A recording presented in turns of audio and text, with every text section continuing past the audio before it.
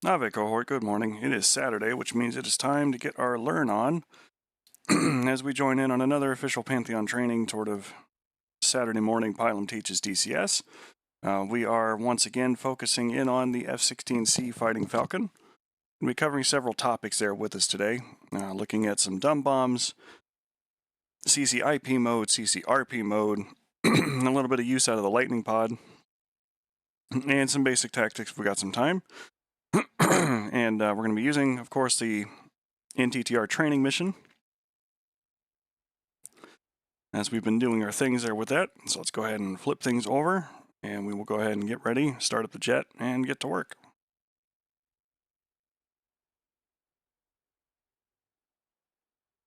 Just a minute here while everything all flips over. I'm going to make sure that that is good to go. Of course, we got Freedom Park here with some aircraft on their plinths and displays. I cruise on out here, and we'll come back around and get to our jet. So for today, we are looking at taking the F-16 up. We got some dumb bombs on board, some Mark 82s on our inner pylons, and some GBU-12s on our outers. Of course, we got AMRAAMs and Sidewinders on board, but we're not going to be playing with those today. At least not in our training portion there. And then, of course, we got the lightning pod. All right, let's go ahead and dive in, and we will get to work here.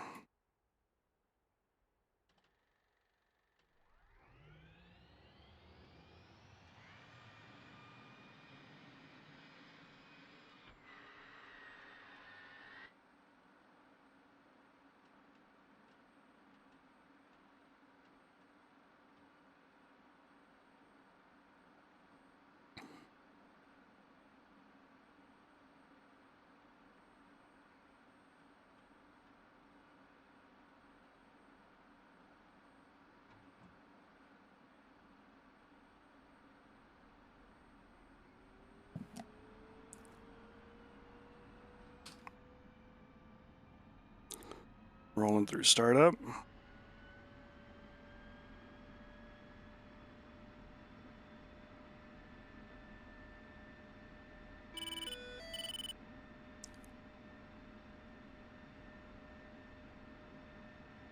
Go ahead and line our helmet up.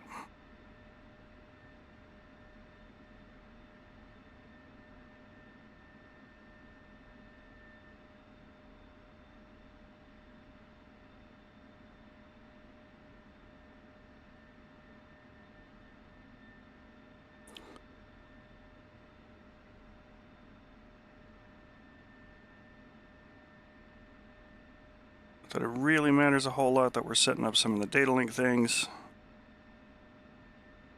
But in the interest of good habits, we're going to go ahead and do so.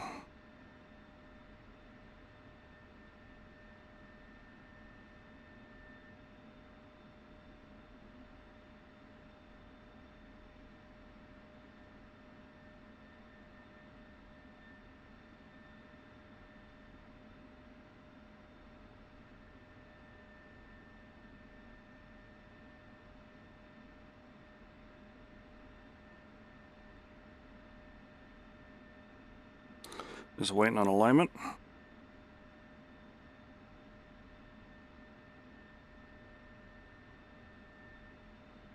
Flicker, flicker, we're ready to roll.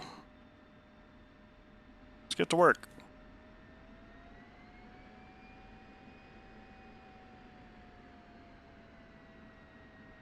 We'll take off and we'll talk about some of the other bits and bobs for what we're doing today.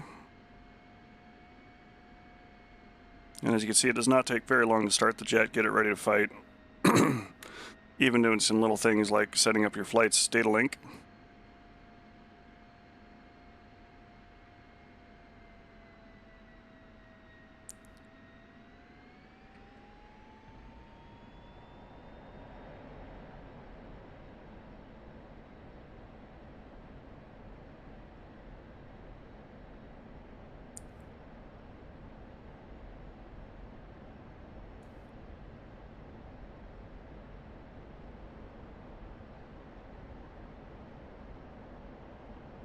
Gears coming up.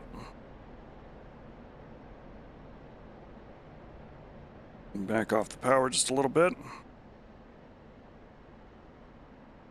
And we're going to set ourselves up for our steer point and let the autopilot do some of the work while we talk about things. So first we're going to talk about getting set up for some of this. And we're going to start with the GBU-12s. We're going to be dropping them in a CCRP mode, which is continuously computed or continuously calculated release point. And that differs from CCIP mode, which is continuously computed or continuously calculated impact point, in that you are determining or having the jet determine where the best place is going to be to let the bomb go to hit your desired target.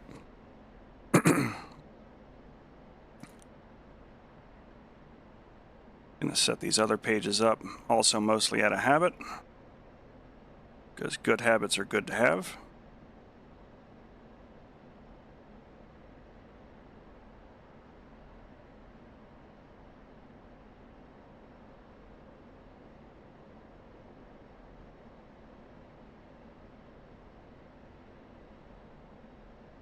Now there are some settings here on this MFD display that we're looking at.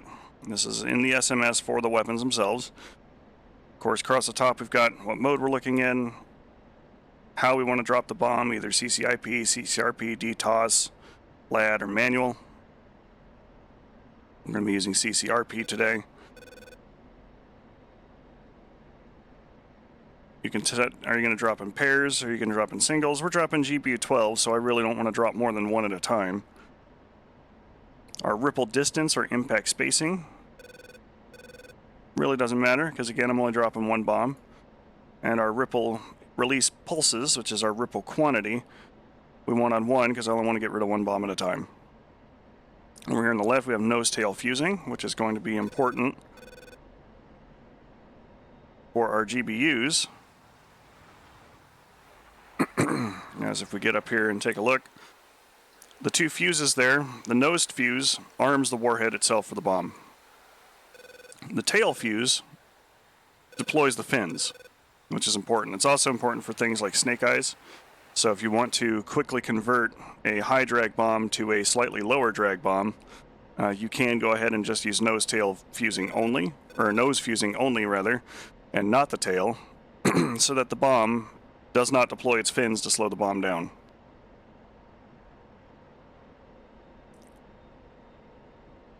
Almost to our cruising altitude that I want here, so I'm just going to go ahead and let that continue to climb.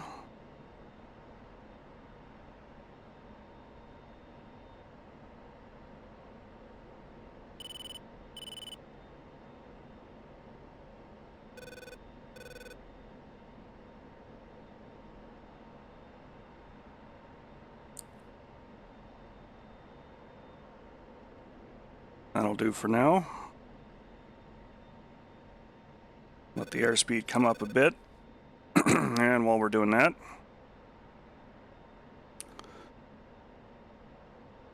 focus on our other display here, with which we got the targeting pod. Targeting pod on the F-16 is the LITENING type, which has some good features on it. It's got a infrared or TV camera display. We can go into a wide or narrow field of view. It's got a variable zoom associated with it, and it's also got a laser spot search.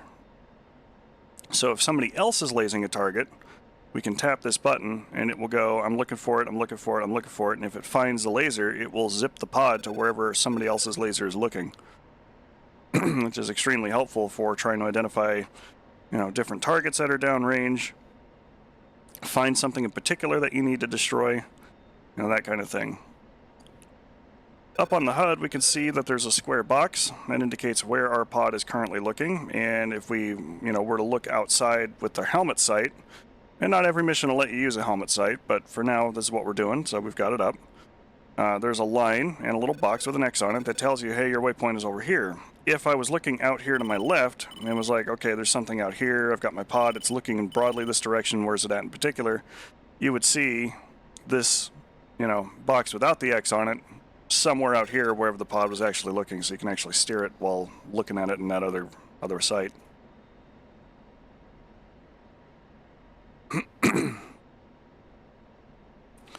CCRP mode, we're going to be dropping the GBUs with the CCRP, at least a couple of those. And it's basically the same whether you're dropping laser-guided bombs or not, with an added step, of course, for turning the laser on in GBU mode. Or rather, for the laser-guided bomb mode. But if we were dropping just completely dumb bombs or cluster bombs or something along those lines, we would get the same pop-ups and cues here on our HUD to let us know that we were nearly in position. Down here in the bottom right-hand corner, we've got our range to target, which is about 25 miles. Which we can kind of look at down here on our horizontal indicator. And that we are about 23 miles. That's matching what's here on the HUD. This is our time to target, which is counting down slowly and steadily. And right now our target is the waypoint. We're kind of masked by a cloud here, but as soon as we're able to punch through that, we will select a target and then go through taking care of the GBUs.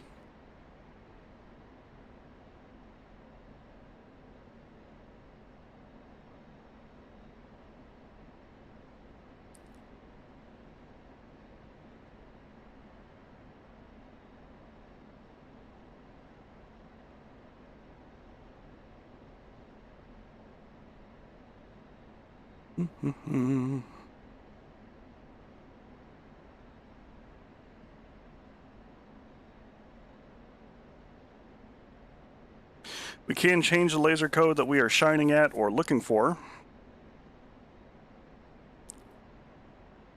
but we can't change the code on the bombs themselves. So that has to be done on the ground prior to takeoff.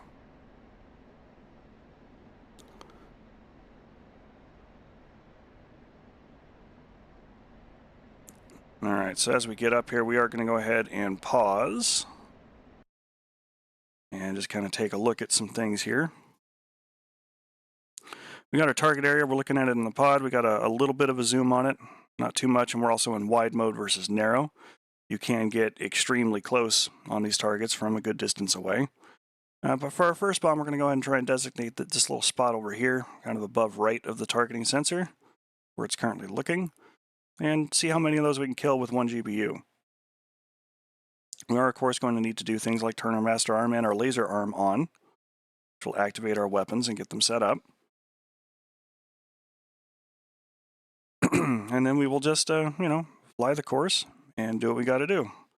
Let's go ahead and unpause. We've got sensor of interest selected on our pod. I'm going to go ahead and get nice and tight here, because I want to be precise with this bomb. TMS up, go ahead and designate it. We're ready to roll, and we're going to go and pause again here because we've got some new indicators on our display. This little caret is letting us know that we're getting closer to where we need to be. This bracket is an acceptable parameter for the bomb to get close enough that it could see the laser and hit the target. When those two meet and you're in those zones, you should be releasing your bomb and doing your thing. Laser-guided weapons, the seeker head on the front of those bombs, especially something like the GBU 12, 10, 16, have a fairly narrow seeker head. I want to say it's around 16 degrees. So you have to have that seeker head find your bomb, or find rather where you want the bomb to go, in that little tunnel. It's kind of looking like a toilet paper roll, trying to find it. When you have some altitude available, it's very easy to let that bomb fall and be forgiven for not flying a direct path or the most approachable type path. So if you are a little bit off with it, the laser can correct for that. If the target is moving and it's found it when you're lasing the target, it'll keep correcting to try and hit that target, which is good. But if you're just throwing the bomb into a general area, or if you're an extremely low altitude, you need to be a lot more precise with it, or the bomb's not going to go where it needs to go. It's not going to see the laser, and it's not going to be able to engage. This is especially important if you do some toss bombing with it, because you can, just like you can with anything else. It is entirely possible that if you know where a given point is, and you're trying to throw a bomb in that direction, you could fly in super low, like up against this mountain here, and as you climb, throw that bomb over the top of the mountain, in the hopes that as it hits the peak of its little ballistic arc, as it starts to fall down, somebody will be shining a laser, because it really shouldn't be you, onto your target, and then the bomb can guide itself down to that target. But for now, we're going to be coming in here, we're going to be taking on some of our old companions. Bunch of gas trucks parked out here in the desert, just aching for somebody to come strafe them or shoot them. And with any luck at all, we should hit about this middle truck here, and maybe it'll kill most of those in that zone. We are almost to where we need to be. We're about 9 miles away. Depending upon your altitude and your airspeed, you might be able to get as far as 7 to 10 miles out of a GBU drop. But again, that if you're flying high and you're flying fast, you're going to get a lot more range out of it than if you're flying low and flying slow. So it's going to take the plane out of autopilot. We'll fly this part by hand. So we're basically looking to line up our flight path marker with the bomb fall line. You see that caret ticking down. And we're going to get an indicator here that's going to flash with a circle as we get closer to that mark. Yep, here's the first one. We got our 2 bars meeting together. There's our circle. We're going to start holding pickle. And now we are coming up on the actual drop point, which should be just about in the middle of that circle. Meets the flight path marker and pickle. And then we're going to do a front trigger, which it tells us that I'm now sparkling on 1688, and the L is flashing. We just need to keep the pod in the parameters there. And our bomb is hooked. It is doing its thing. It is weeble wobbling in the way that GBU-12s tend to.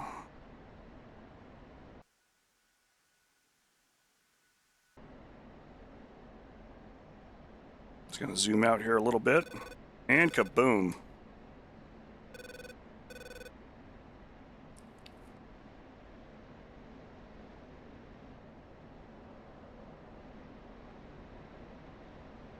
And for those of you riding in the passenger cabin here, if you look out the left side of your aircraft and look down the left side of the wing, you can see a bunch of burning trucks.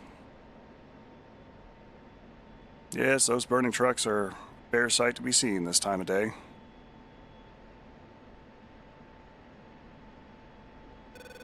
And you can see that we've got the helmet pointed out there, and we can see that our pod is pointed out there. It's good stuff.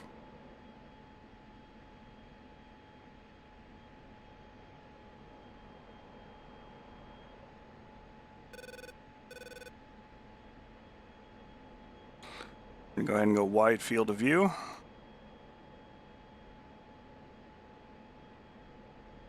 And we're going to look for another group of vehicles to destroy. And how about these guys? Master pod a little bit.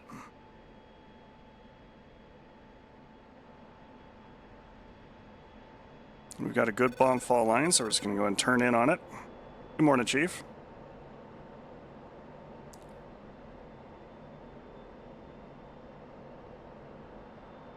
And mostly just to balance the wings and also to show that the exercise can in fact be repeated. We're going to do the thing. You can see that that bracket is already getting tight. Holding the pickle button down, and I am aligning my flight path marker with the bomb fall line. I'm dropping GBUs, so they are a little smarter than the average bear. But we do still need to be close. Watch this bomb fall down here, and you'll see it snap all of a sudden when it sees the sight. There it goes.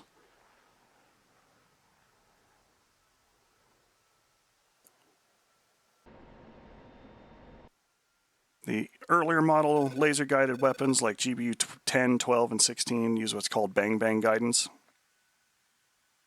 with which the steering segments of the bomb's tail assembly will fully deflect one way and then the other. Let's save our laser for now. Which kind of makes the bomb wobble up and down as it flies. It is effective enough for getting the weapon on target. But it does come at a little bit of a cost of range. because it is spending some of that energy bopping up and down.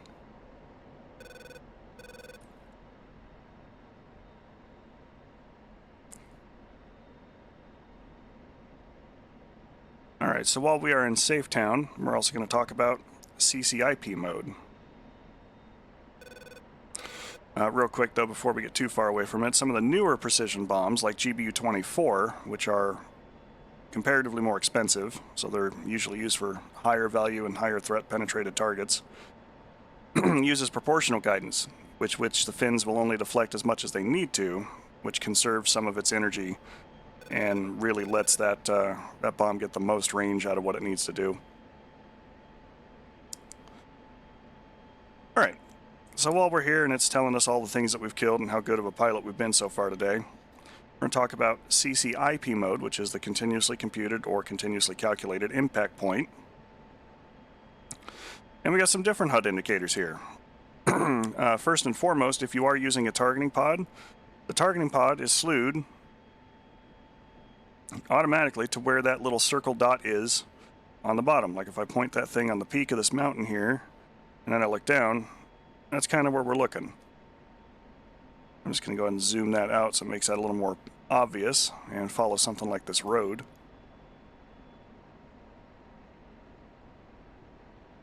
And there it is.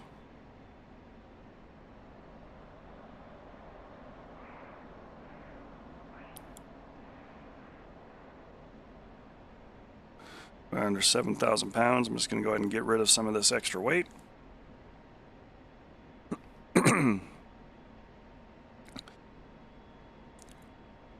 Now you can see we've got this little tick mark that's on our bomb fall line. And one of the interesting uses for CCIP mode that you can do is putting the pipper, or rather that little target symbol, on what you want to destroy. And then press and hold the pickle button and fly until the bomb fall line gets to where it needs to go and the bombs release. For these, since we're dropping some iron bombs, I'm going to change my ripple settings here to release 2 bombs per drop. And I'm going to give them about 100-foot spacing.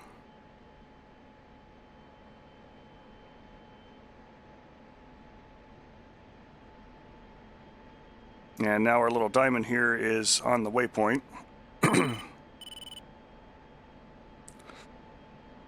We're going to drop the first ones here from on high.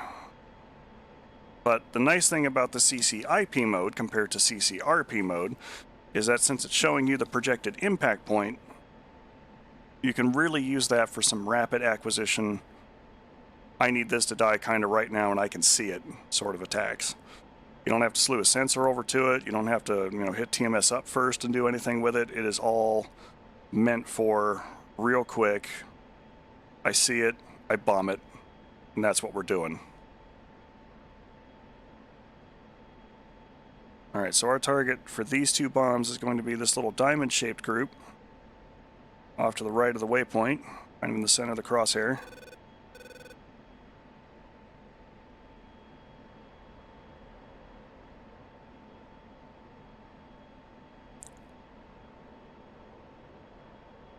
I'm going to pull on in here a little bit, and obviously we are still a fair distance away from our target. But what I can do is pick the nose up and put this little target marker on top of where I want it to go, press and hold pickle, and then pull up and fly the fall line, pickle. And these bombs should go just about where I need them to go. If you're really doing a lot of sharp maneuvering and other crazy sort of nonsense sort of things, there's a good chance that that particular mode is not going to follow as closely as it needs to. Looks like the second bomb got closer to where we need to go. Understandably, it is not quite as accurate in some ways as the CCRP mode or using more precision ordnance, but you are dropping dumb bombs quickly on a target, so usually you're doing more than one. And your ripple spacing should help accommodate for little bits of error. In this case, we did obliterate the target area, as the second bomb that we had fell more where we needed it to go. So it kind of puts it in like a pseudo CCRP kind of sort of mode when you are a little further away from your target. But it can drop much more immediately if we were to get lower. So let's go ahead and roll on down.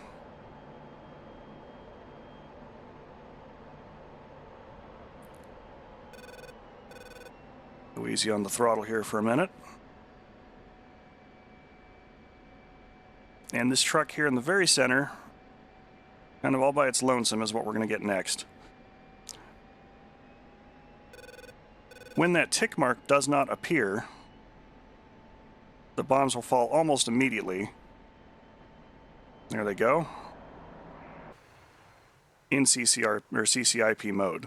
And kaboom.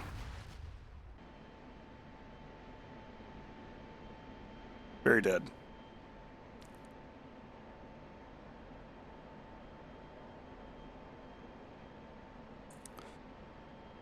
Can toss those bombs, but it's more accurate if you're going to be doing the toss bombing to do a CCRP release.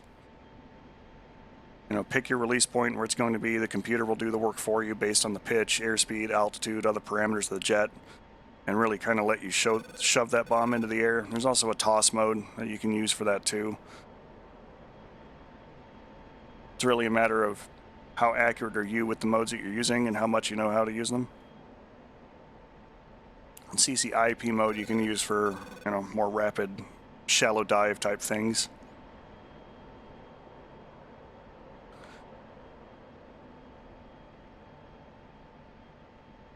Got 2 more bombs on board the jet.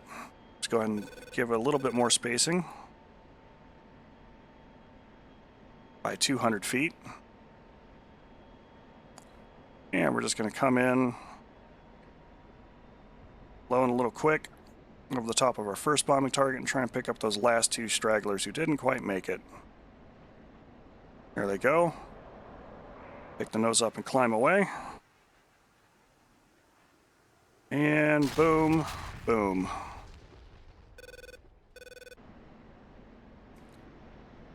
Shack 2 more trucks.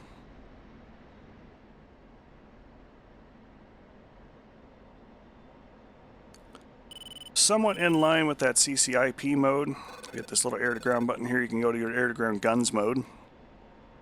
It too is continuously projecting an impact point.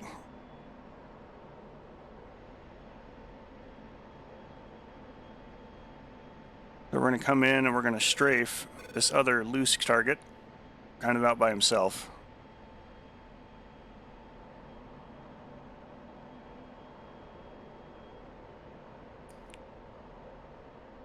Got the double range circles. It tells us that we're in good parameters. And let him walk himself into the pipper and guns. Altitude. And thanks to the training games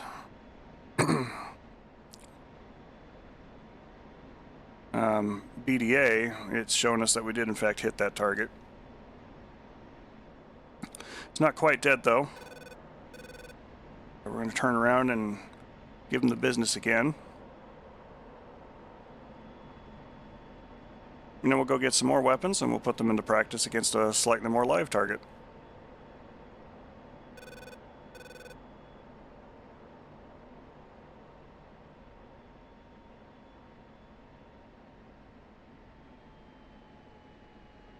Altitude. Pull up. Getting a little unsafe there with that. But Buddy was there to help us.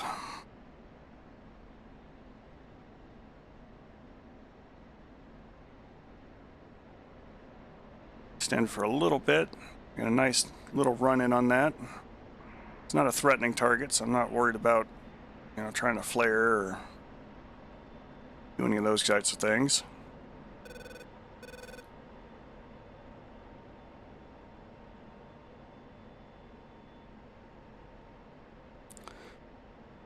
Make sure we're sighted in here well.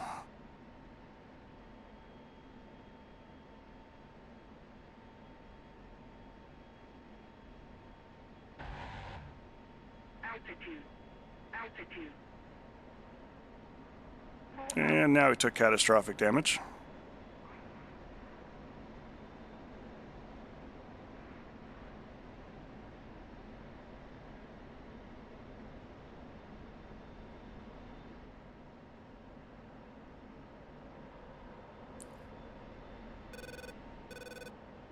All right, let's see what else might be still alive down here. Oh, we got some trucks there. Let's go ahead and we got bombs. We'll finish the zone off.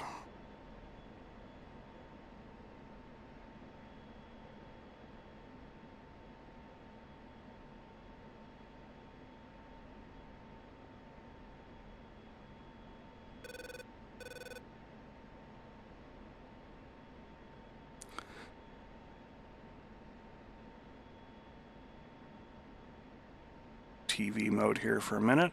Might be a little easier for us to see some of these things. There they are.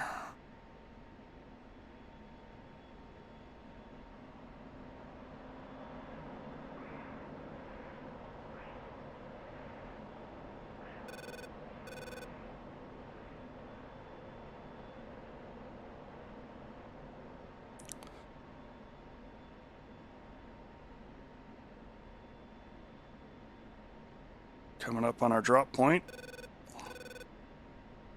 Circle tells us that, you know, hey, pay attention, you're getting ready to be where you need to be.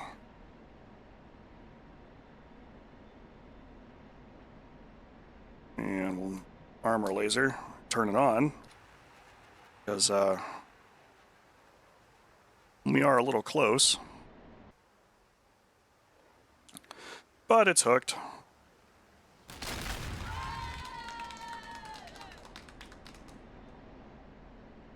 And from low altitude, we got our bomb where it needed to go. Save our laser for now. And we will go ahead and put in for Creech. I believe its TACAN is, yeah, 87. 87 X-ray. So let's go ahead and get ourselves transmit receive. 87. Bippity boop.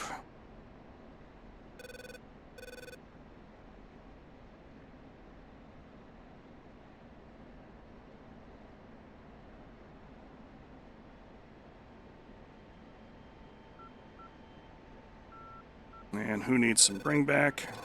Not us today.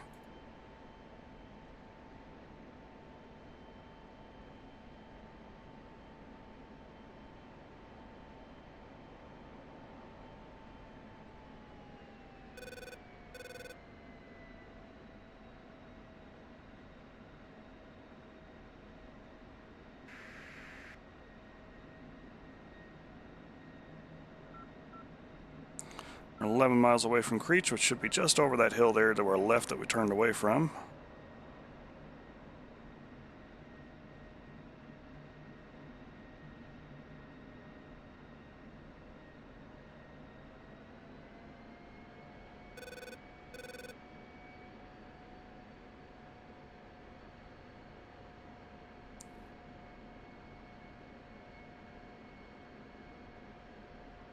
Then we'll get more weapons and we'll go up against a more threatening objective. And talk a little bit about tactics and getting in and doing what we need to do.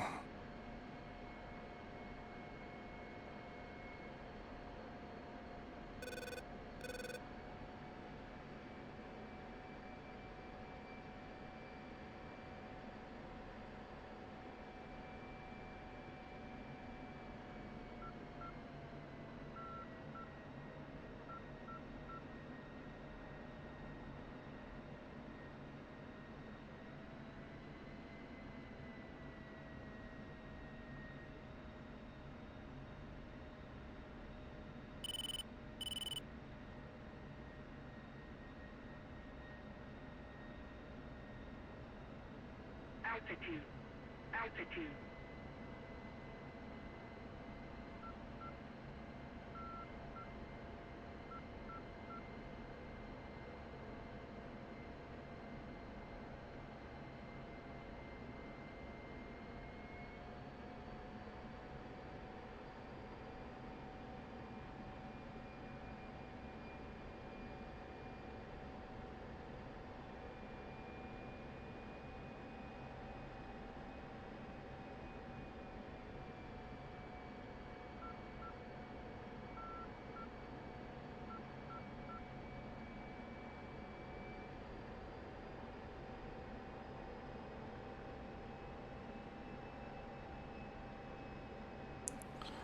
Ourselves all nice and lined up here with our 3-degree descent line, or rather 3-degree nose up line. And we are inside the box.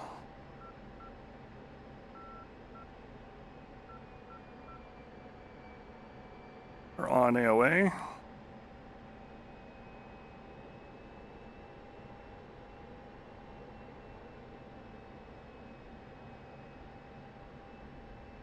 And contact. The nose up here. The whole wing and the speed brake to slow down.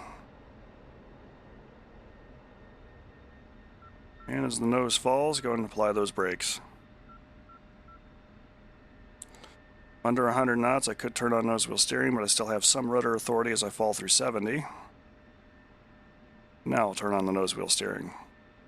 You don't want to turn that on too early, or you'll just, roll the aircraft and crash and tumble along. Very much not unlike spreading icing on top of a cake in a bad and hurried fashion.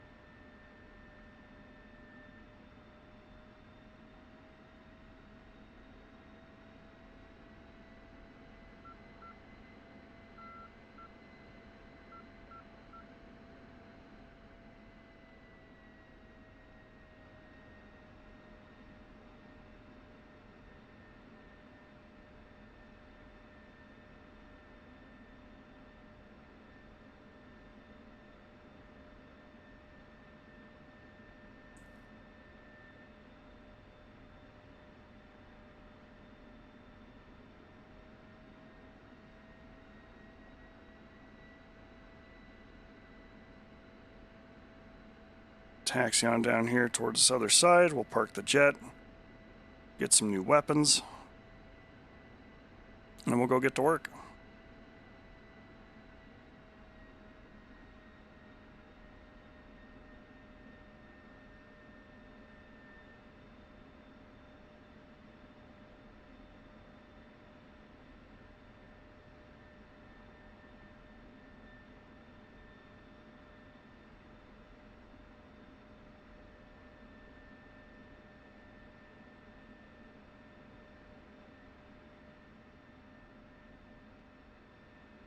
All right, let's go and pull up that armament page. Sell some gun ammo, give ourselves some gas. We're going to put things back on board the jet. Now, generally speaking, if I'm going to be doing high-level work, it's more than okay for me to designate for myself. I've got all the room in the world to make that happen. Everything's fine. But if I'm going to be down in the weeds doing that kind of work, I really need somebody else to designate for me. So what I'm going to go ahead and do is change these out for Mark 82s. Even if I'm going to be doing some low-level work, I kind of want the slicks to give myself the option of a little bit of standoff. But on our inner pylons, we're going to bring up something fun. We're going to bring up the CB97s. Which are a sensor-fused cluster munition.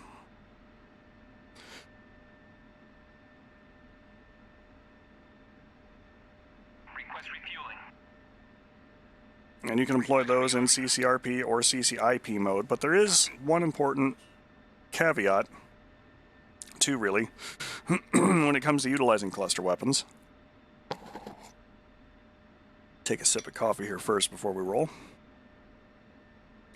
And the first one is the little canisters that separate from that weapon float down via parachute, which makes them very susceptible to the wind. If you're flying on a mission that has some strong wind conditions or turbulence or something along those lines, the CP97 needs to be accommodated for dropping with the wind and being a parameter. Because you're going to have that bomb, it's going to fly over the target area, it's going to hit its release altitude and pop open, but then all of your canisters and everything else are going to drift with the wind away from your target and potentially not damage it.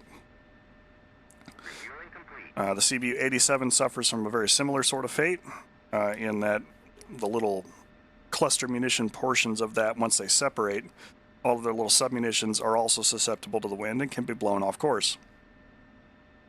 The CBU-103, which is like the 87, and the CBU-105, which is like the 97, are wind-corrected munitions dispensers. So those you can aim right at your target, and they should go off in such a way that they will drift back over the top of the target and cause damage. They are a GPS-assisted weapon, so again, if you're not playing in a mission where things are new enough to make that happen, you may not have those available. But those are important things as kind of distinctions between those pieces of equipment. Before we take off, we're going to go ahead and cruise on over and take a peek at our target area. Which again, there's nothing new about this one. We've used it a lot of times with the F4. It's one of my favorite sort of, get in and do this sort of areas. We've got some gun batteries. There's some Sparkas there. There's some KS-19 and S-60 batteries there. And there's some Shokas here, which could pose a threat. And there is a missile system in the area, this SA-8.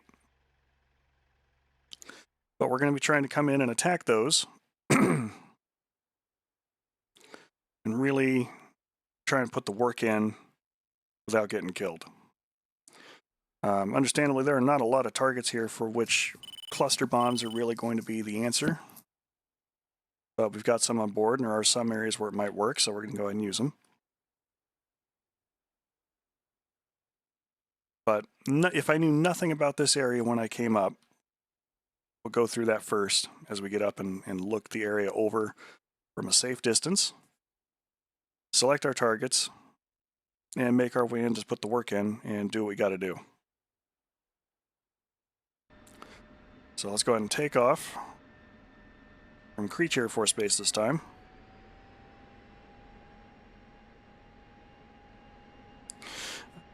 The other thing to keep in mind about cluster bombs in particular is that they have an arming height, which you can set the fuse for on some of them.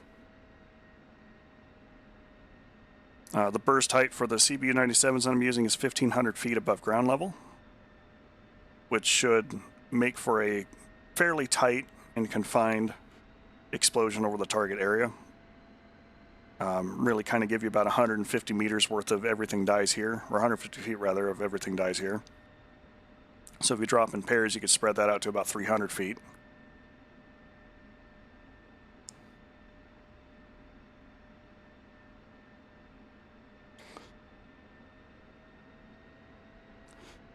But the important part with that is that if you release those underneath their burst altitude, there's good odds that they may burst as soon as they come off the wing, or they may not burst at all and not deal the kind of damage that you want. Setting the burst height to a higher altitude will allow the spread of what it is you're looking at to go wider.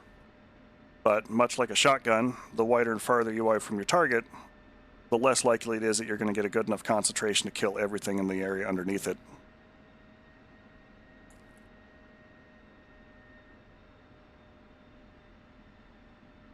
They're also not particularly useful against reinforced targets and structures like buildings.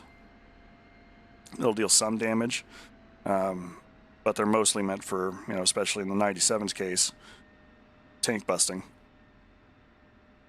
All right, I'm going to go ahead and turn out the lights.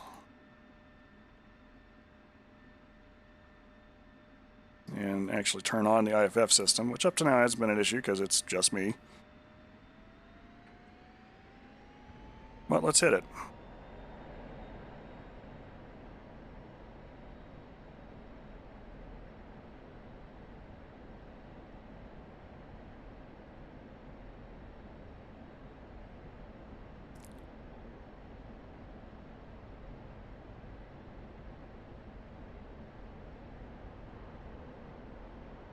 They're a little heavy, so it's going to be a little bit longer run there on that. Altitude.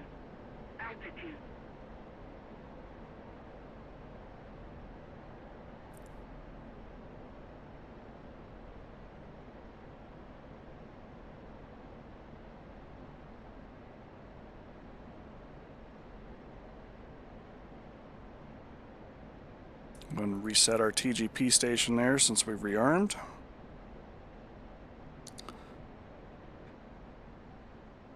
And I'm going to go ahead and pre-configure some of my bombs here because the system will remember what you've selected. I want to draw pairs. I generally use about 100-foot spacing on my Mark 82s. CCIP is fine for what we'll need it for. We use CCRP mode for my cluster bombs. I'm also going to drop those in pairs, but I want the spread to be about 150 feet.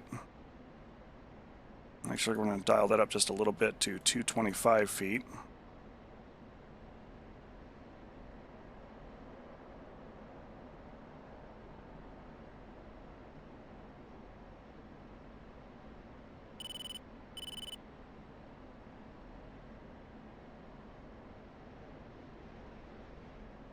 Go ahead and keep climbing out here for now.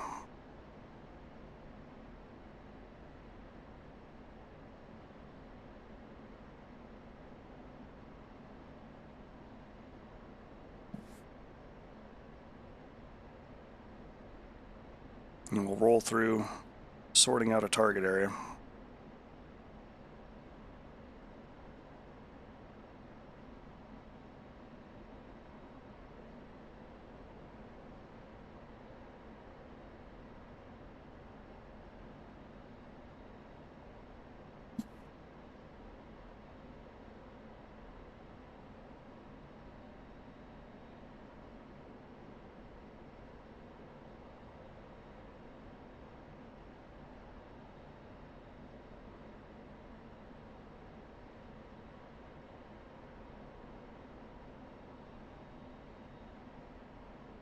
All right, pod's ready to work.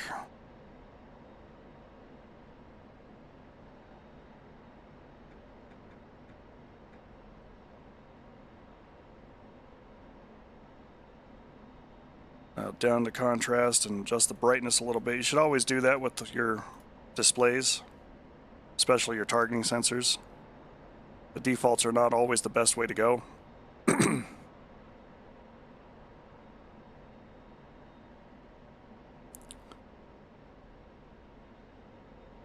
But here we are. So let's go ahead and take a minute and pause and talk through some of what we're going to do. The first step that I usually take for just about any area is from as far away as possible, I want to try and get a sensor of some kind on it. Excuse me one moment.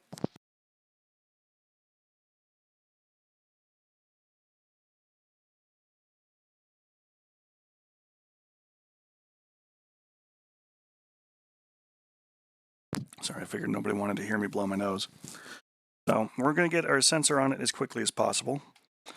We are at the moment 36 miles away from the zone, but we are already able to see some of what might be down there. We're seeing some hot spots. We're seeing kind of the terrain features. Nothing is on the RWR yet indicating what might be down there. We're just getting a contact from our E3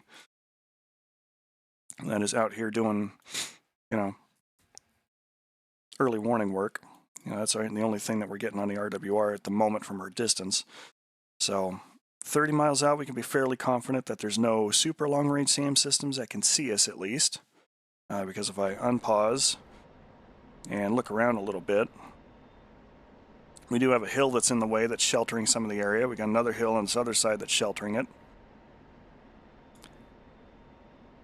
And at the moment, all we can really see is just this first set of vehicles. Now, in this particular pod, I can zoom in extra tight and look at it and go, okay, those are kind of flat, and they're together. There's good odds that that's a gun platform site, probably a Shilka, based on the appearance alone.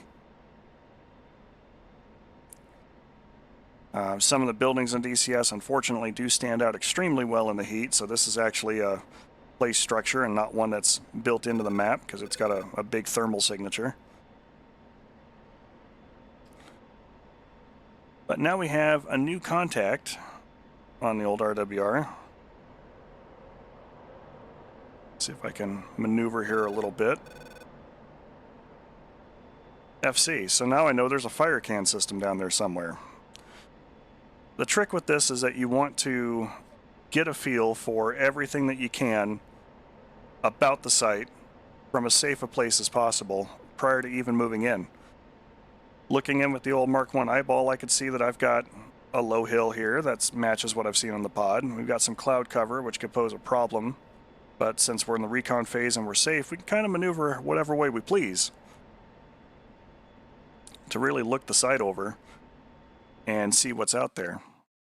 Now, I got plenty of room before I get to the Groom Lake no-fly zone, so we can take our time a bit and really study it. The Mark I eyeball is an important sensor, and you know, you could see a lot more in a broad sense with it, looking outside the aircraft, than looking through the equivalent of a narrow toilet paper roll or a pinhole camera looking through a sensor pod. The sensor pod will let you get in real close to particulars. You know, like as I look around here and kind of study the zone, I can zoom in and out, change the polarity of the sensor from either like infrared to TV. Because some vehicles, especially ones that have not been started up, ones that are still cold, they may not appear under a thermal camera. They'll blend in a lot to the background. That makes them really difficult to see.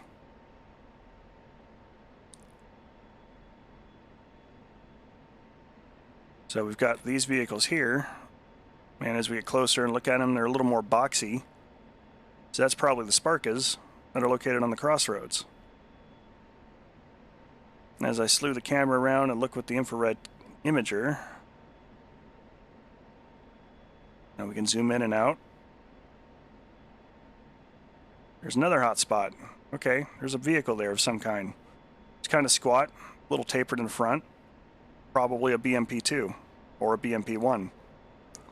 All right, he's a lot less threatening to us. We don't have to worry about him just yet.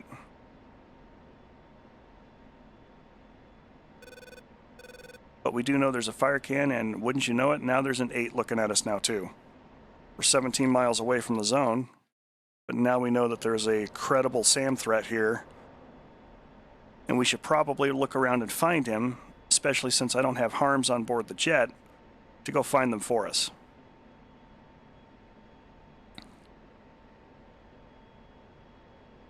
Looking around, we're zooming in and out. And even change to a wider field of view. You always want to shop from a wide to narrow, not from a narrow to a wide.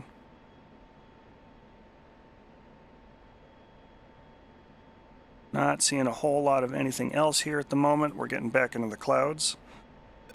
I know the SA-8 is down there somewhere. Yep, definitely a cloud that's kind of covering the zone. We do have a break in the clouds though, because we're looking with our eyeball rather than through the sensor. Keeping in mind where we are, we still got a little bit of room.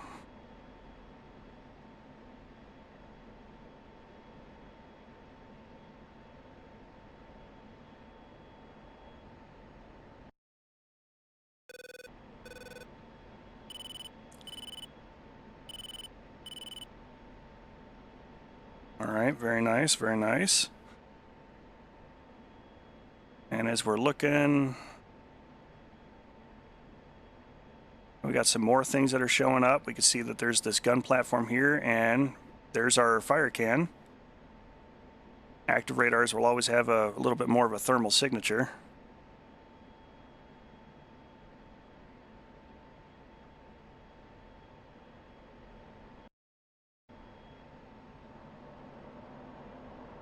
RWR position is roughly right with the pod.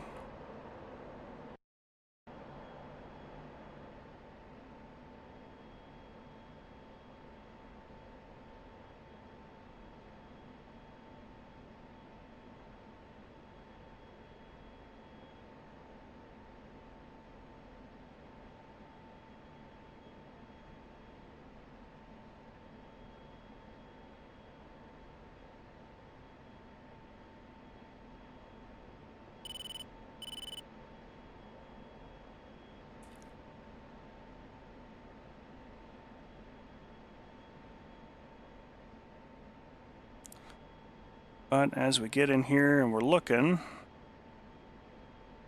There is a contact right here. We could kind of see it a little bit through the clouds because it's generating a heat source.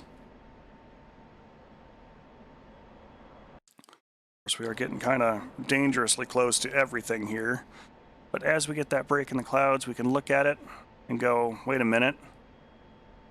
That is our boy.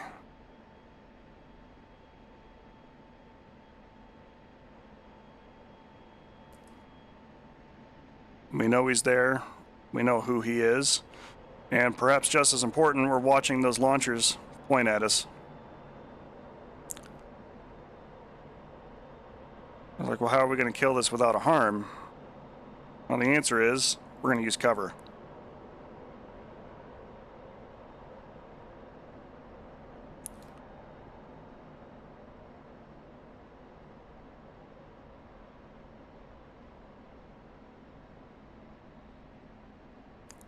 Now, our cluster bombs are not the best choice for this. They just aren't. He's one guy, he's kind of out there all by himself lonesome. But like every SAM system, it takes him a minute to really light us up and lock us up.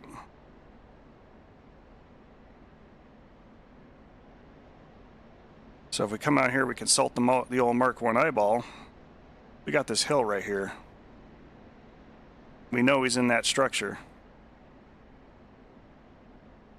We could see him. We know what he's doing. We're going to go ahead and select our Mark 82s, which we've got in CCIP mode. And broadly speaking, as we cruise around here, our plan is going to be to make full use of this hill, cruise over the top of it, and drop bombs on him.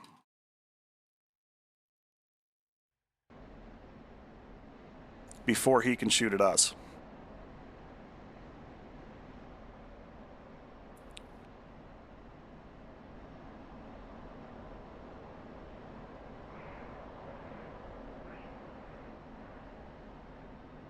Now that angle is still bad, because what we want to do is keep him completely occluded from us. You can actually see him just to the right of that diamond, next to the house. That's his little dot. So we're going to try and keep him completely occluded behind this hill until we're ready to kill him. We can also see that there is another Shoka battery right here that now I'm going to have to pay attention to on their way in. So I'm going to try and keep my distance away from it. But if Mr. SA-8 can't see me, he can't shoot me. And if he can't shoot me, he can't kill me. Throttle up so I can give my bombs the maximum burst of speed. And I'm already planning my escape route. I'm going to want to brake right to get out and away from that zone. Keep an eye out here to our left, make sure those Shokas don't shoot at us just yet. And we're going to pop up.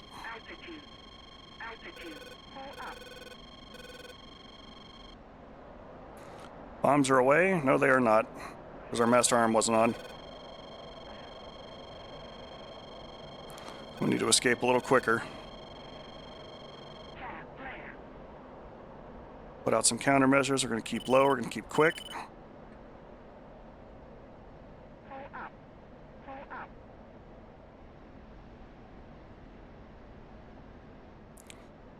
Those weren't missiles coming after us, that's gunfire. KS-19 battery. That's the other thing about it, when you're coming in here and making an attack like this too, is verify your switches before you go in.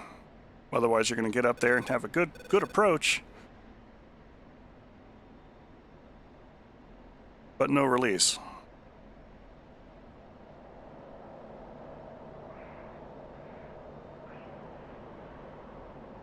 He already knows we're here, as he was tracking us earlier.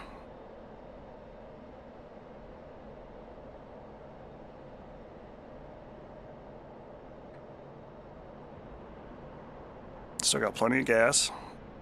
Let's throttle up just a little bit.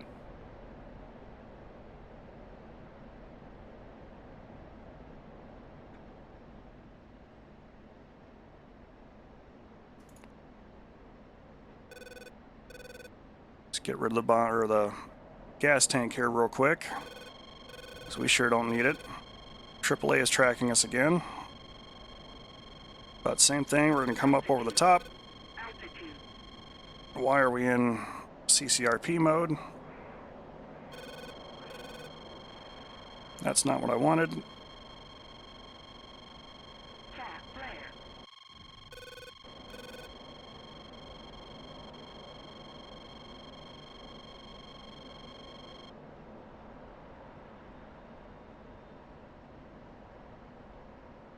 Ideally, I would have dropped that tank further away and elsewhere.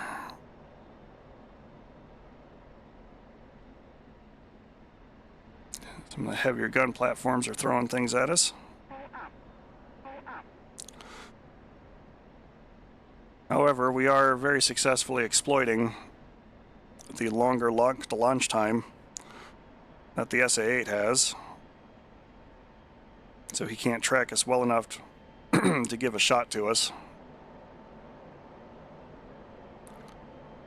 The gun batteries, though, they are absolutely meant to operate that quick.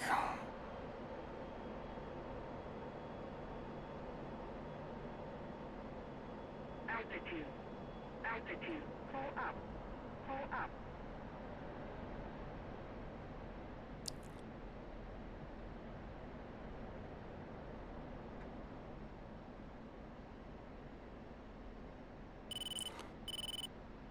Do have our terrain. Everything's in good parameters this time. Altitude. Try and outpace Mr. Shoka. Good enough.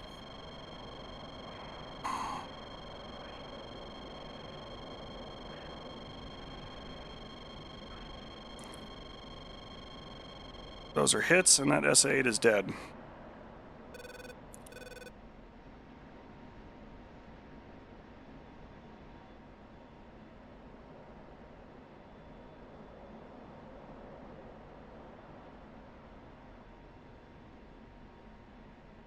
Alright, now let's go deal with those Shokas next. Altitude. Altitude. Kind of know the general area where they are, and they have lit us up. A couple of times. So we will extend a little bit. Now that the most threatening thing to us down there is dead.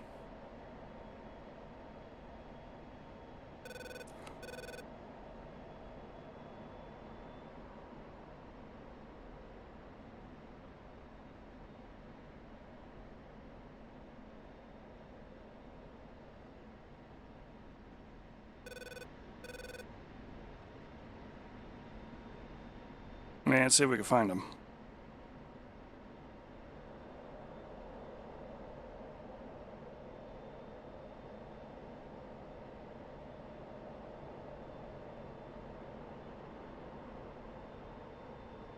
Broadly speaking, the rule, especially in the air-to-ground game, is to kill first, which hurts worst.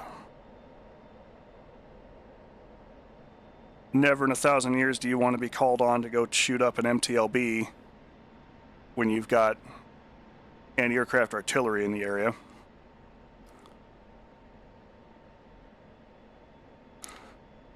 Alright, if we zoom in a little bit, got some highlights in that area. That looks like our boys. Let's go ahead and mark that.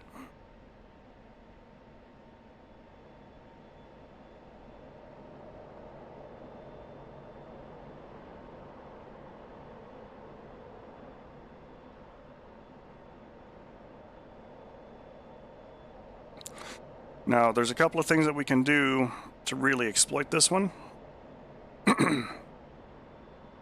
Because we know they are Shokas, they do have a maximum altitude they can engage us from. And if we climb up high enough, those KS-19 batteries, while they are going to be able to track us and shoot at us, as a gun platform, even with radar assistance, they are much less accurate. So I am going to go ahead and climb. And we're getting closer to our release area. In CCRP mode, it does accommodate for the airspeed of the aircraft.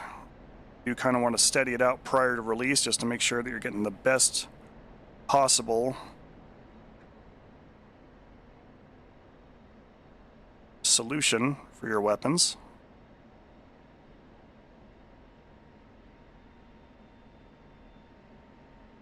And they are already on their way.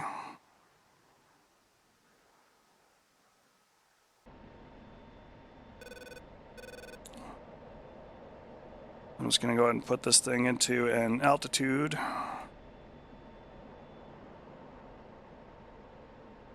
And attitude hold.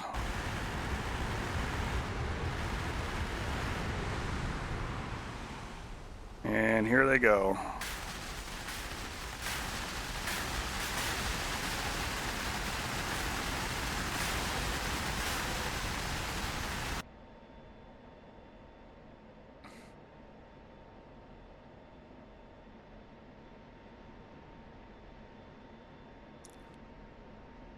So that Shoka site that was causing us problems and was next on our hit parade is now destroyed.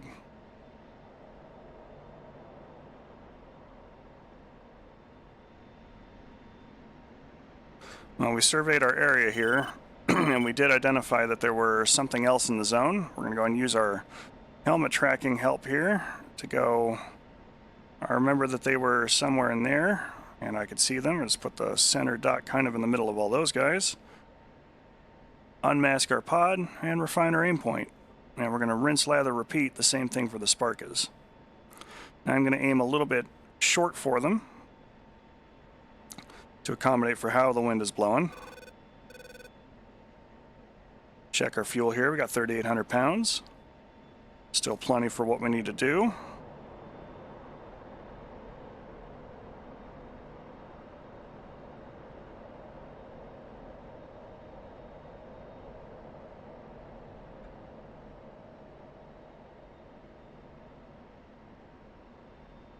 Almost to our release point.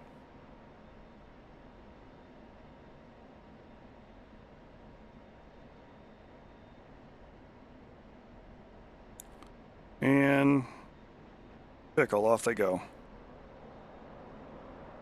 They no longer need any help from me, so I'm going to go ahead and roll on out. And we'll zoom out a little bit and watch the show. Bombs are falling. I got about 18 seconds. As indicated in the lower right corner of the HUD.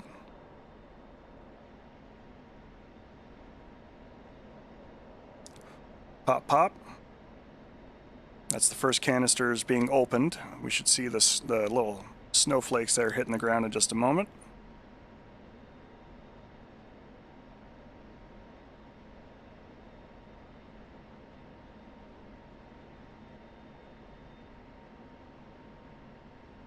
They burst a little long, but they are close enough that the Sparkas are getting damaged.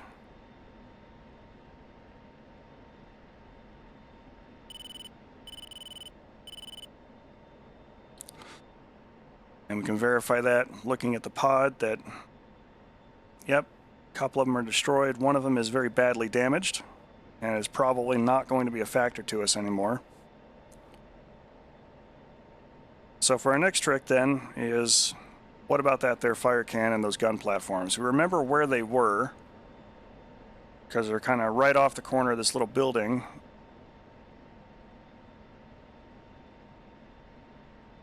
And depending upon what's going on, we might see them start flickering as they fire. And I kind of really want them dead, so I'm going to go ahead and gum up with 4 bombs on this ripple with 100-foot spacing, because they are spread out just a little bit.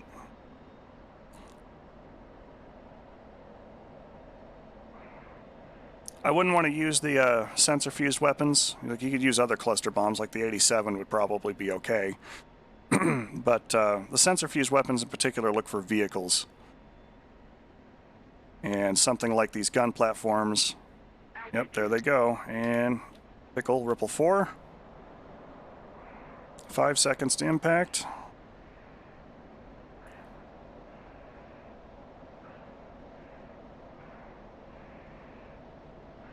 Kiss, kiss, boom, boom.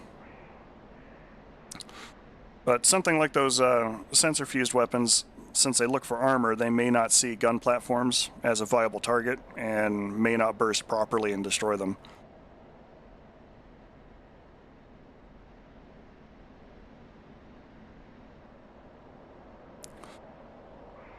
Okay, so in this particular instance, I am extremely confident, by virtue of having hand-placed everything there, that there are no more direct anti-air threats to us here in this region. That's something that I would always want to confer with my fellows and try and get some kind of confirmation that that is true before getting in, low and slow, or doing like a show of force flight over to try and look for other targets that are substantially less threatening to a fixed-wing aircraft. But I do know that there's some tanks out here, which if we can flicker back and forth between black hot, white hot, and TV, you can see how sometimes these things stand out in one mode but not in the other. So we do have some armor kind of right there in that area. And since I know that things have been kind of blowing back this other direction, I'm going to go with a release point of masking my pod. I'll turn back in on it a little bit here. Release point of about here.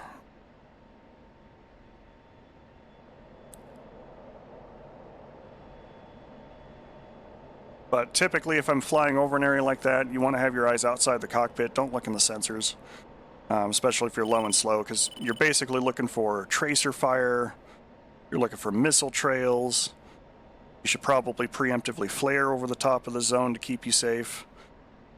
Now, those are all things that are instrumental to trying to preserve your aircraft, because few places are you more vulnerable than doing a low-level pass without any kind of lateral movement or anything over the top of a site. All right, there go our last two bombs. We can go Category 1, as we are now light. And again, we'll kind of roll over and watch the show.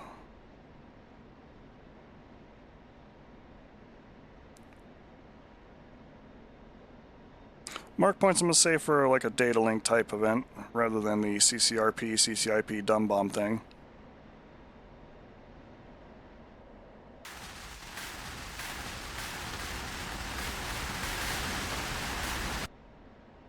But that is a very powerful tool, especially in the F-16, of being able to take a waypoint and share it immediately with your friends. So when we actually get into the more advanced features of the data link system, we will be focusing on things like that, and I will try and work that out in advance so I can have one of our other F-16 folks up with us and actually share those things back and forth, both being as the sender and the receiver. Alright, so those cluster bombs went off. They didn't quite kill all the armor that we wanted because they kind of blew over the place.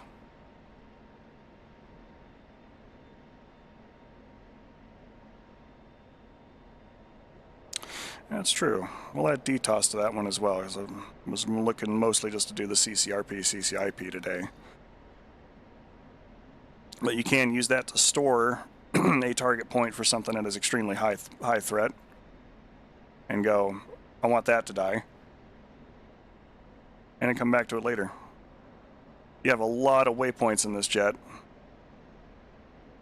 and they can be used to store all kinds of information and really kind of point all the targets out and share them with the class.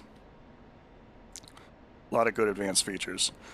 But these two modes, and employing them as we have here so far today, will get you fairly close and get you in there and starting to do some of this extra work. The biggest thing about any of these kinds of areas is working with a team to get this done. If you have to attack an area alone, take the time to do the recon. It's very valuable. It keeps your aircraft safe, at least safer, makes you aware where some of the high threat things are. Kill first that hurts worst. And something else to keep in mind too is if you are working with a teammate, both of you shouldn't be attacking the area at the same time. Now, if you've worked it out in advance and you're coming up and you're doing like a high altitude long range release, like with glide weapons or harms or something else along those lines, and yeah, you can kind of do all of that together in a coordinated fashion. But once you get to this stage where you're trying to put iron bombs, cluster bombs, guided bombs, whatever on target, you're going to have somebody in a high cover position, and your job is to watch this site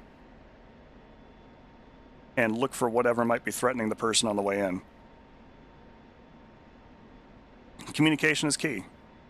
You need to be able to just accurately and quickly describe things in a local reference. It doesn't have to be exact. Like, I'm not looking for, there's an SA-8.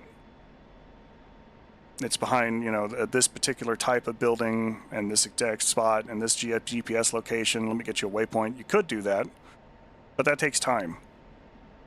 If I was down here and all of a sudden I saw Sam come up, it'd be, Sam, SA-8, double buildings, south end of town, light colored dirt. And that would get anybody looking kind of in this general area, and then you could see that trail coming out and go, okay, cool, no, I got it. If people aren't getting it, you need to be able to talk somebody on from a wide angle to a lower angle. Work with a easily defined waypoint, like, do you see this large concrete slab, kind of Utah shaped? Yeah, all right. Well, south of that, there's another concrete slab, rectangular shaped. Okay, got it. All right, in between the two of those, there's a crossroad. There's spark is there. Now you can really kind of walk somebody onto a target. Something like that, I'd probably just work with the crossroads as my reference point, because that's very easy to sort of see. But if for whatever reason they're just not getting it, because you don't know where they're at, you don't know what they're doing. Maybe they're down low, they're deep behind a hill, they can't quite make out that there's one set of roads going one way and one set of roads going another, but they could see that concrete slab. Work with the reference points that you can. Keep you and your wingmen safe. Watch for threats. Call tracer fire. Tracers are usually colored based on type. So if you see large pools of reddish pink sort of tracers coming up, that's probably 23 millimeter autocannon fire. And that's going to be from a Shoka or from a ZU-23 truck or a gun emplacement. That's something that's going to need to die and needs to call out, so that way you can get your people on it, or be aware of it, or break off an attack.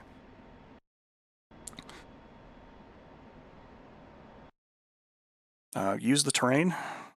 Take the time to compare your target area and look at the map. In theory, if you were doing this a little more for realsies, as it were, and I hesitate to use, realism excessively in a simulator, but pretending for a moment that we are trying to do this against an actual target and we know that it's in this vicinity, like, first thing I would want to do is get in here and check the map and go, wow, there's some really big steep hills on this side, I got some hills over here, and I can use any one of these to hide my approach and be able to drop weapons on target, either by going, far out here and going, I'm going to mark my target while I'm way out here, and I'm going to push in super low, pick my nose up, and just eat the bombs over the top of this hill, and they will never see me. The only thing that they are going to get is these Mark 82s that are just showering upon them from up high. Because a nice, good, solid mound of dirt is much more effective than any chaff, any flare, and any other shield that you could possibly think of to keep yourself from both being seen, being shot at, and if they do employ weapons, it's a place for you to dive down and hide behind to make the weapon hit the hill rather than you.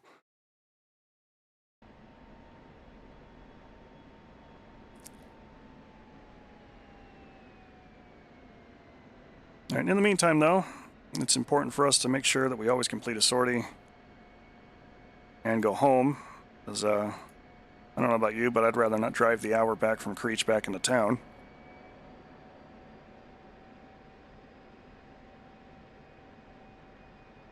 So we're going to come up 12 X-ray, we're going to go ahead and cruise on back to Nellis, put our machine down, and then we can spend some time on the server doing some fun stuff. I am going to get in the habit here of briefly cutting the stream, just long enough that it can save it as its own thing. so I can kind of post those lessons up on YouTube without having to edit them down myself. Look, I'm being generous there, Ihort.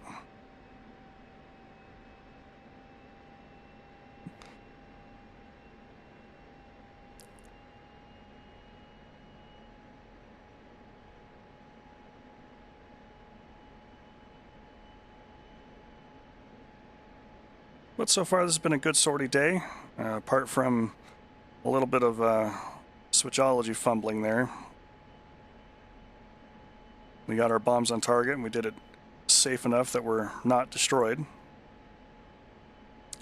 Something else that is important... Thanks, Betty. Something else that is important is if you are in an air-to-ground mode, like we go and just pull this up from Mark 82s. I'm in CCIP mode. I'm in here. I'm going to do my CCIP thing. Oh crap, there's an aircraft. If you jump into dogfight mode and you get out here and you do what you need to do, you shoot down the bad guys.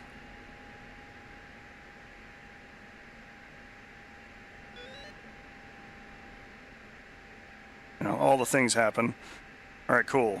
You go back out of dogfight mode, you are right back in the same mode, same position, same everything, and ready to continue. So if you just needed to do just a quick snapshot, I go into dogfight mode, I get in here, I lock my target, pew pew pew, down he goes, I'm still on my course, right back into the bomb mode, drop the bombs, roll out and do your thing.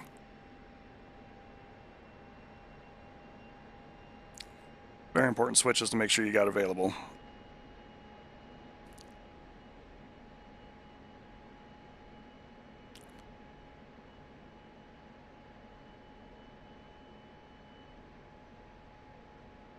Spin this around here.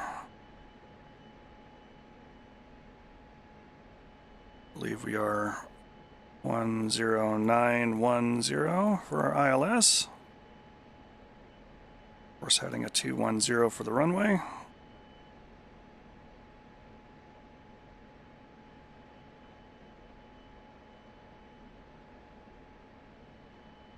And about 30 miles to go.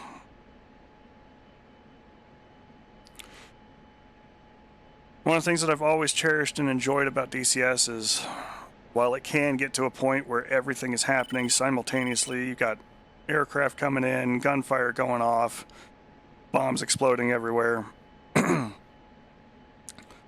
radio chatter in both ears from 2 different radio channels doing their thing. Once that all wraps up, there is a little bit of time to decompress, take the pressure off, chatter with your flight about how crazy things were,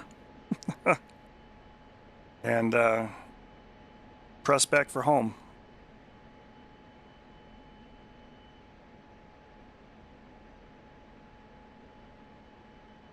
It's not like nuclear option or airquake or, you know, anything where you're just jumping right off the deck and getting right into things and it's just pressure, pressure, pressure, go, go, go, go, go.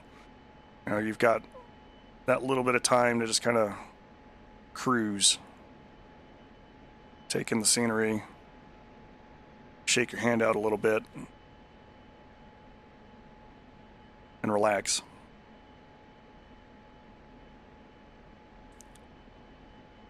At least until you're doing a night trap on a carrier with a pitching deck and state 5Cs and at night with full cloud cover. Then you can get that old heart rate going.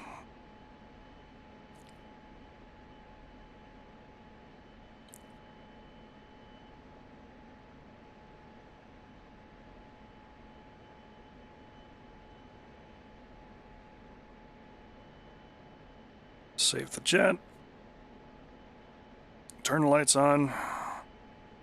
Carry me home. Oh, I mean, how could I forget the fog?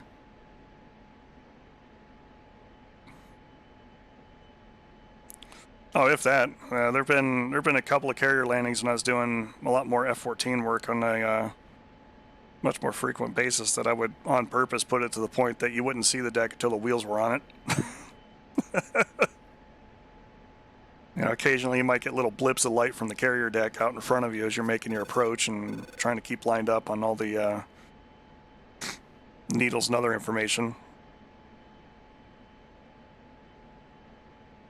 But until the impact of those wheels on the carrier deck and the abrupt stop of catching a wire, who knows?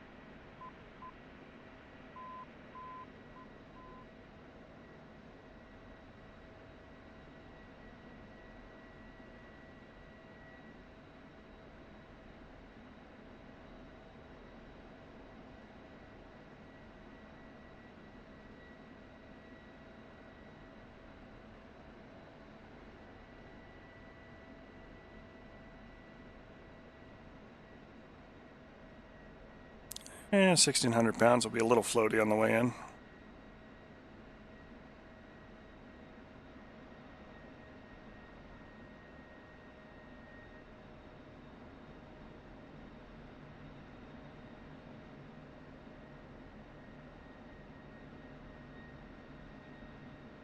Somewhere back here in the cone behind the base, we should catch some better needles information.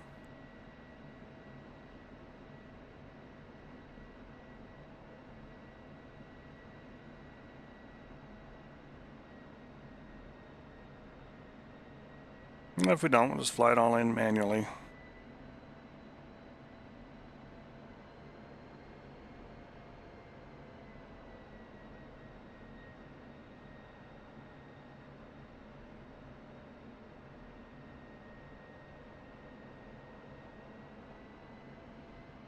Altitude. Altitude.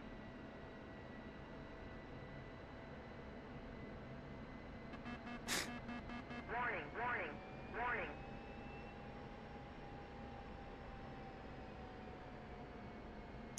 Three down and locked.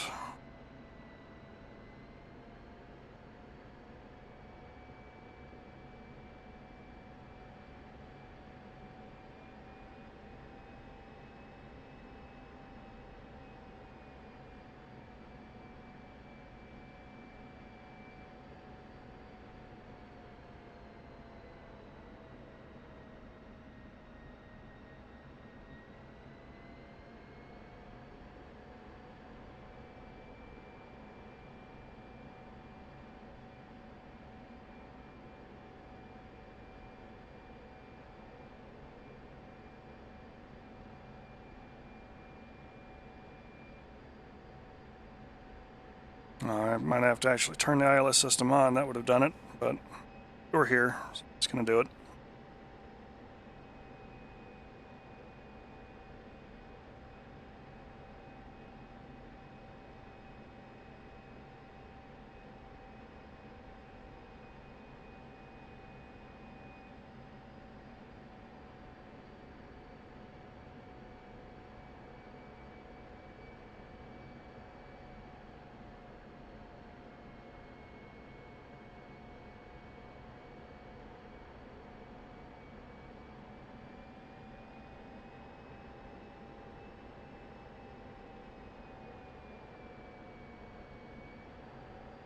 It's one of the things to keep in mind with your own aircraft is that they behave very differently when they are low on fuel and very light.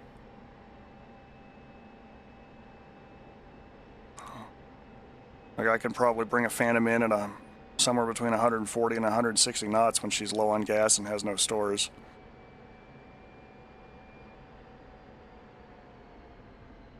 And wheels are down.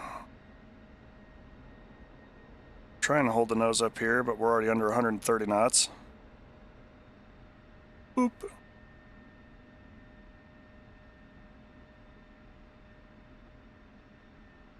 Bring the old paddles in. Maintaining full aft stick, so we got the horizontal stabilizers back there doing a little bit of help.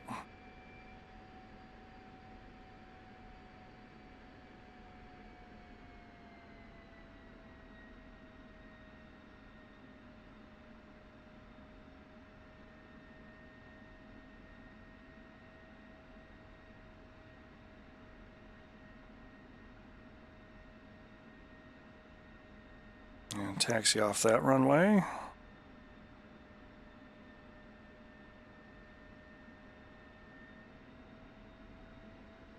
Both ways, contact the tower before crossing the next one.